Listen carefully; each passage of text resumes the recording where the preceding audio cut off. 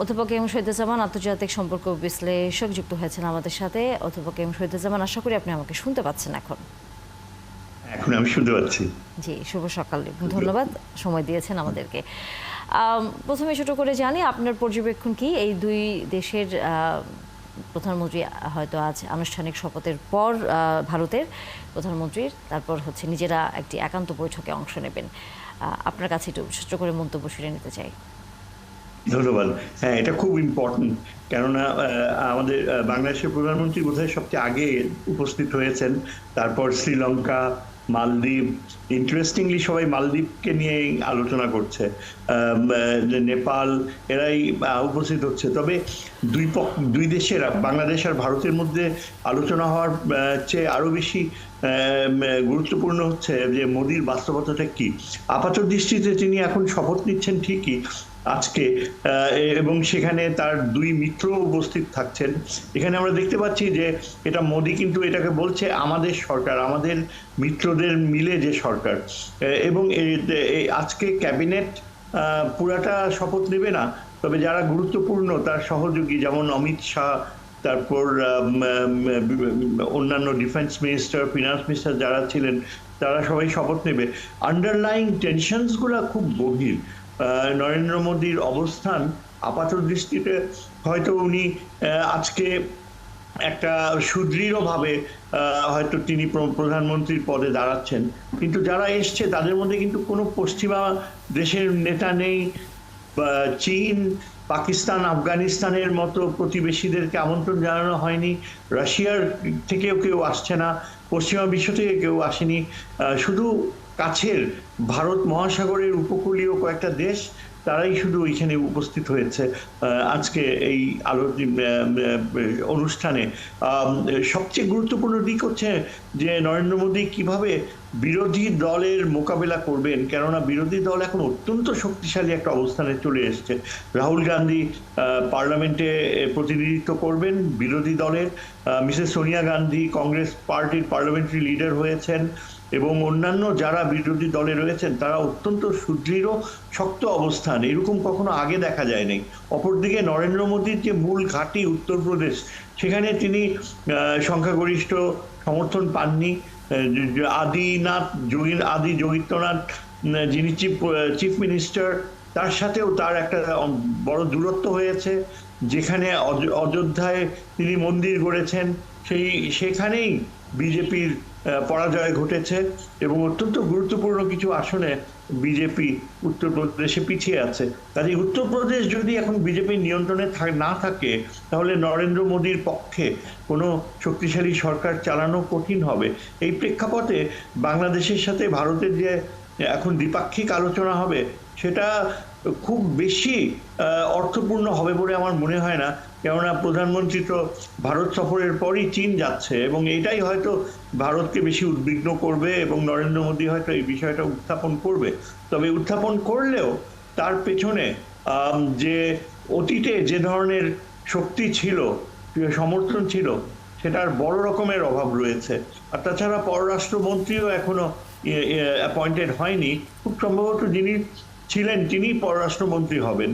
তবে এখন যেটা দেখার বিষয় হচ্ছে যে নরেন্দ্র মোদী ক্যাবিনেট পোস্টগুলো যে ডিস্ট্রিবিউট করবে, সেখানে তার দুই মিত্র অন্ধ্র ও বিহারের মুখ্যমন্ত্রী যা দাবি করেছেন, 4টা করে তারা ইম্পর্টেন্ট ক্যাবিনেট পোস্ট চাচ্ছেন, সেটার প্রতি কতখানি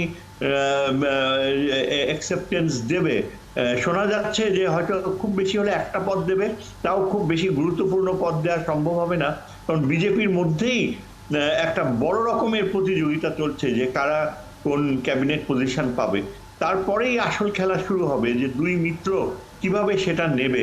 বলা বাহুল্য যে নরেন্দ্র মোদীর পুরো অ্যাপ্রোচটাই কিন্তু ছিল অনেকটা যেটা বিরোধী দল বারবার বলছে, যে বিদ্বেষ সৃষ্টি করা, একটা সাম্প্রদায়িকতার বীজ বপন করা, যেটা দুই মিত্র তাদের যে রাজনীতি তার সাথে মোটেও মেলে না।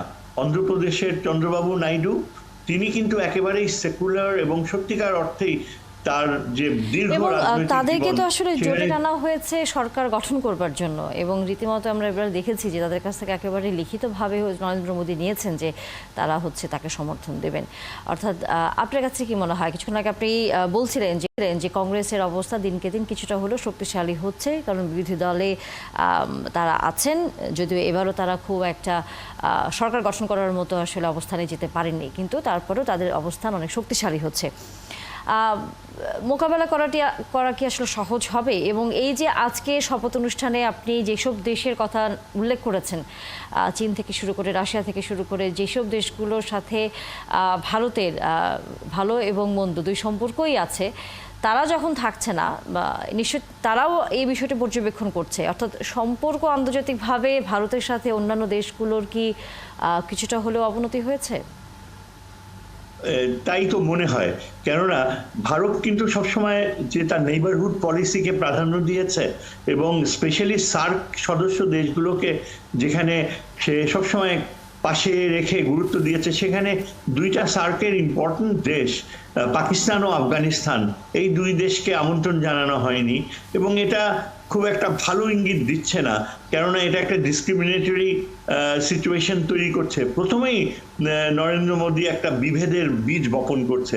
তাছাড়া চীনের সাথে চীনের কোনো প্রতিনিধিত্ব আমন্ত্রণ না জানানো, রাশিয়ার কোনো প্রতিনিধিত্ব এবং পার্শ্ববর্তী ইরান থেকেও কোনো প্রতিনিধি না আসাটাও একটা ইঙ্গিত দিচ্ছে। সুতরাং সেদিক থেকে চিন্তা করতে গেলে নরেন্দ্র মোদীর একটা বড় রকমের চিন্তা হলো যে সে কি আসলে পররাষ্ট্রনীতির উপর তার একচ্ছত্র নিজস্ব নিয়ন্ত্রণ রয়েছে, নাকি দলের অন্য কেউ বা অন্য কোনো গোষ্ঠীর দ্বারা তিনি নিয়ন্ত্রিত হচ্ছেন। এবং এখন যথেষ্ট তার প্রবলেম হচ্ছে তার নিজের ইমেজটাকে তুলে ধরা, যে আমি এখনো শক্তিশালী, সবাই আমার প্রতি অনুগত, এবং আমি আগের মতোই বিজেপিকে নেতৃত্ব দেব। কিন্তু দেখা যায় যে পার্শ্ববর্তী যে রাজ্য মধ্যপ্রদেশ কিন্তু বিজেপি একেবারে সুইপ করেছে। উত্তরপ্রদেশে অনেকাংশে সেকেন্ড হাইয়েস্ট পেয়েছে, কিন্তু মধ্যপ্রদেশের যে অত্যন্ত গুরুত্বপূর্ণ নেতৃবৃন্দ, তাদের মধ্যে থেকেও কেউ বলছে যে এবার প্রধানমন্ত্রী হওয়া উচিত ছিল, যে 3 টার্ম কমপ্লিট করার পর নরেন্দ্র মোদীর সাকসেস এবং তার কারণে উত্তরপ্রদেশে যে একটা বলতে গেলে ডিসঅ্যাপয়েন্টমেন্ট, সেটার দায়িত্ব তাকেই নিতে হবে। এবং আগামী দিনগুলোতে আমাদের দেখতে হবে যে উত্তরপ্রদেশের চিফ মিনিস্টার তিনি কি তার নিজের অবস্থান রাখতে পারবেন, বা তাকে কি রিপ্লেস করা হবে, আদিত্যনাথ কে কি রিপ্লেস করা হবে কিনা, সেটাও একটা বড় প্রশ্ন। সুতরাং আজকের যে আনুষ্ঠানিকতা এবং আগামী 2-1 দিনের মধ্যে যে ক্যাবিনেটের যেভাবে করা হবে, ভাগ বন্টন করা হবে, তারপরই আসল চেহারাটা বের হয়ে আসবে। অপরদিকে আমার মনে হয় রাহুল গান্ধী যথেষ্ট শক্তিশালী, কংগ্রেস এবং তাছাড়া সমাজবাদী দল এখন এমার্জ করেছে উত্তরপ্রদেশে, অত্যন্ত গুরুত্বপূর্ণ। সমাজবাদী দল আর কংগ্রেস যদি একত্রিত হয়, এবং হবার সম্ভাবনা খুবই ভালো, উজ্জ্বল, তাহলে বিজেপির পক্ষে সরকার চালানোটা একটু হয়তো কঠিন হয়ে যাবে। এবার একটু নিজেদের দেশের বিষয়টা নিয়ে ছোট করে আলোচনা শেষ করতে চাই, কারণ বাংলাদেশের সাথে যখন আজকে মাননীয় প্রধানমন্ত্রীর সাথে ভারতের প্রধানমন্ত্রীর বৈঠক হবে, সেখানে আপনার কাছে কি মনে হয় আমরা যে দাবিগুলো বারবার করে আসছিলাম, অমীমাংসিত যেসব বিষয়গুলো আছে, সেগুলো নিয়ে কোনো ধরনের আজকের এই বৈঠকে কোনো সুরাহা হবে, নাকি আসলে আলোচনাটি আরো সামনের দিনগুলোতে যাবে বলে আপনার কাছে মনে হয়? আমার মনে হয় না আজকে কোনো সুরাহা হবে, বরং আমাদের যেটা সবচেয়ে বার্নিং ইস্যু, প্রধানমন্ত্রী যে বিষয়টা নিয়ে কথা বলবে, যে চীনকে তিস্তা প্রজেক্ট দেওয়ার ব্যাপারটা, এখানে ভারত এখন এত বছর ধরে তারা তিস্তা প্রজেক্ট অ্যাপ্রুভ করবে সেটা বলার পরে তারা এখন সরে দাঁড়িয়েছে, বরং পাল্টা বলছে যে তারাই কন্ট্রিবিউট করবে।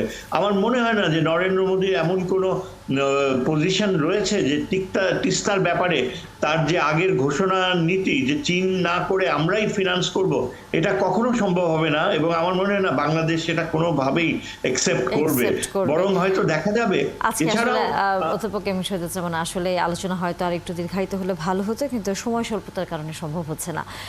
তবে নিশ্চয়ই এই সফরের পর মাননীয় প্রধানমন্ত্রী যখন চীনে আবার যাবেন তখন নিশ্চয়ই আলোচনাটি আরও দীর্ঘায়িত করার সুযোগ হবে। অসংখ্য ধন্যবাদ আজকের মতো আমাদের সাথে সময় দেবার জন্য।